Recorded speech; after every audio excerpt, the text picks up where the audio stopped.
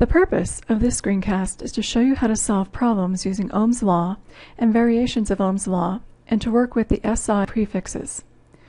We'll be using Ohm's law extensively in this course, as this relation governs the flow of currents underlying electrical signaling in the nervous system. So it's important that you know how to use Ohm's law and the variations of Ohm's law. For example, we can use Ohm's law to solve for a potential difference if we know current and resistance. We can also rearrange Ohm's law to solve for resistance if we know potential difference and current.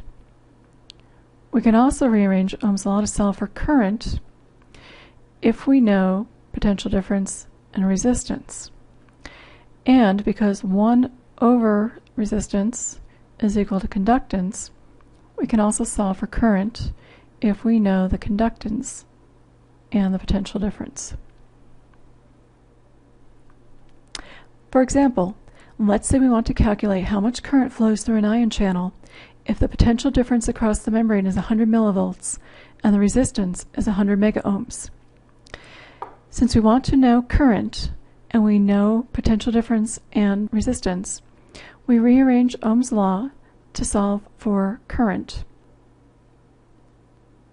Now we can plug in our known numbers for the potential difference and for the resistance. So our potential difference is 100 millivolts and our resistance is 100 megaohms. The next thing we have to do, though, is to replace these SI prefixes with their appropriate exponents. So recall that for your SI prefixes, milli is equal to 10 to the minus third, and mega is equal to 10 to the sixth.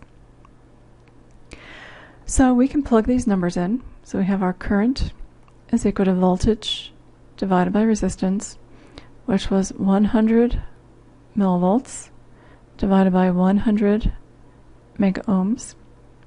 And so that gives us 100 times mil is 10 to the minus third. We have volts. And on the bottom here we have 100 times 10 to the sixth for our mega. And our units are ohms. Now our hundreds cancel each other out. So we're left with 1 times 10 to the minus third volts divided by 1 times 10 to the sixth ohms. Now remember, with exponents, when you divide, you're actually going to subtract. So you're going to end up with 1 times 10 to the minus ninth, and current is given in units of amperes. But we don't want to stop here. We want to now take this exponent and replace this with the appropriate SI prefix. So if you remember, 10 to the minus ninth is nano, and so the current we have here is equal to 1 nanoamp. So now let's have you try to solve a practice problem. After I give you the problem, press the pause button on your computer to give yourself time to solve it. When you're ready, press play again to see the solution. So here's your sample problem.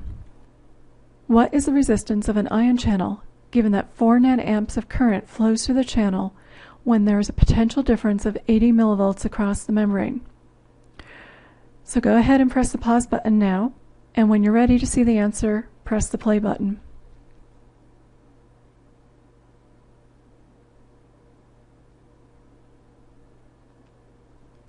Okay, so did you come up with an answer of 20 megaohms? Let's go through how to solve this example just in case. So in this example, we're solving for resistance. So we know that resistance is equal to potential difference divided by current.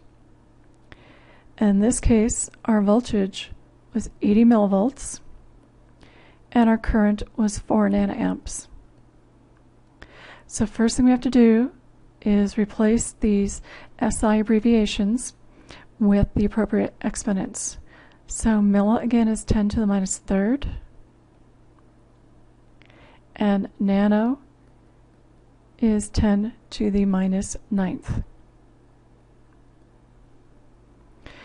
So 80 divided by 4 gives us 20. And 10 to the minus 3rd divided by 10 to the minus 9th. Remember, again, you subtract, so we're left with 10 to the 6th. And the units of resistance are ohms. But again, we can't stop here because we want to reduce these exponents and replace them with SI units. So if you recall, the SI unit for 10 to the 6th is mega. And so ultimately our solution reduces down to 20 mega ohms. One final note on Ohm's law and its variations. Be careful about cause and effect relations. So let's say that you're told that the resistance increases and asked what happens to current.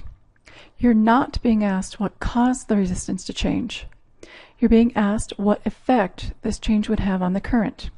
So you want to rearrange the Ohm's law equation to solve for I.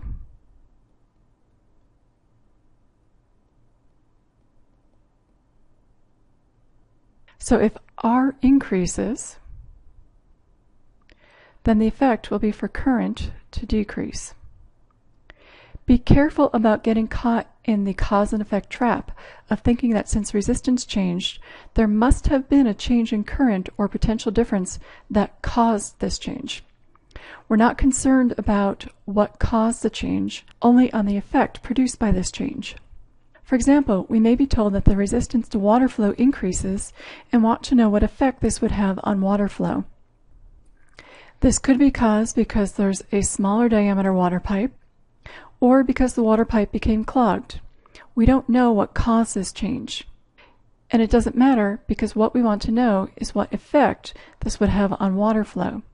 And changing the resistance would alter the flow, and increasing the resistance, for example by decreasing the pipe diameter, would decrease the flow. So again, current is related to voltage divided by resistance. So if the resistance goes up, the current, or in this case the water flow, would go down. That concludes this screencast on using Ohm's law. If you still have questions, please bring them to recitation or to office hours.